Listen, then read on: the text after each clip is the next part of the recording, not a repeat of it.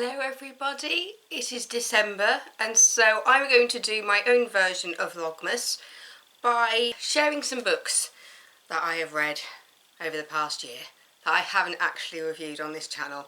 I will say I'm still coming out of a bout of laryngitis, so my voice is still a bit croaky, but we're gonna get on with it. So all the books that I read are through my library app. I live in Leeds, so I have a Leeds one. And it's Leeds Library and Information Service, and it's just called BorrowBox. Yay! Shout out to BorrowBox. This isn't an ad or anything, it's just that I like reading, and that is the app that I use the most because it's free. I am going to go through, I think there's like 26 books here, and I am also reading like 3 books at the same time at the moment. So I just want to say, because we don't decorate in this house for Christmas until the weekend before Christmas because we like to get a real Christmas tree from a local farm, and so we savour how long we have with the Christmas tree. If we put it up at the beginning of December, it'd probably be dead by the time it actually got to Christmas. So we get it as late as possible and then decorate the house all in one go. I am wearing little Christmas tree earrings right now though, so even though it isn't decorated, I am wearing red for Christmas and I'm wearing my Christmas tree earrings, so yay! So let's go back to the beginning. The book that I am reviewing in this video is The House Swap, and it's by Rebecca Fleet, and the tagline on it is "Be careful who you let in." I'm just going to read you the blurb. When Caroline and Francis receive an offer to house swap, they jump at the chance for a week away from home. After the difficulties of the past few years, they've worked hard to rebuild their marriage for their son's sake. Now they want to reconnect as a couple. On arrival, they find a house that is stark and sinister in its emptiness. It's hard to imagine what kind of person lives here. Then, gradually, Caroline begins to uncover signs of life, signs of her life. The flowers in the bathroom, the music in the CD player might seem innocent to her husband, but to her they are anything but.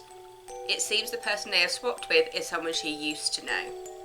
Someone she's desperate to leave in her past, but that person is now in her home and they want to make sure she'll never forget. And genre is crime and thriller, if you hadn't figured that out. Now I will say, I did read this book a while ago. As I said, this is 26 books back. It was so good. It's really clever the way that the red herrings in it, where you think you know what's happening and then something else pops up and you're just like, oh. And so there's a couple of little twisty bits in it, which is nice for a thriller, because it wouldn't be a thriller if there wasn't a twist in the tale somewhere. I really enjoyed this one. I do like a good thriller. I don't really know what to say about it without spoiling it completely, but it's just one of those ones where it does kind of keep you on the edge of your seat at certain points, because I read it over, I think it was about a week. It's 320 pages in total, and so for me to read 320 pages in a week is pretty good. It's definitely a book I recommend if you like a good thriller, if you like that stuff that kind of keeps you guessing a little bit. But yeah, so that's The House Swap by Rebecca Fleet, and as I said, I definitely recommend this book. It was just, there's points when you almost don't trust the main character in it, because I think it's because it's done from a certain point of view. There's certain points when you're just like, you're not quite sure what to believe. I always find that kind of unreliable narrator always slightly annoying, because I always find comes a point in the story when I just don't trust them at all, or I don't like them. That was how I felt when I read We Need to Talk About Kevin. I hated the mother when I read that book.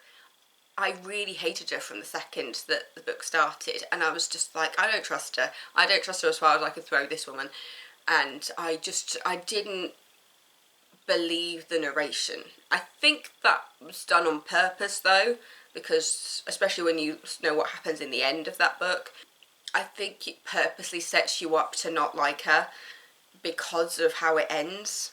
I definitely think this has an element of purposely trying to make you not like her at certain points.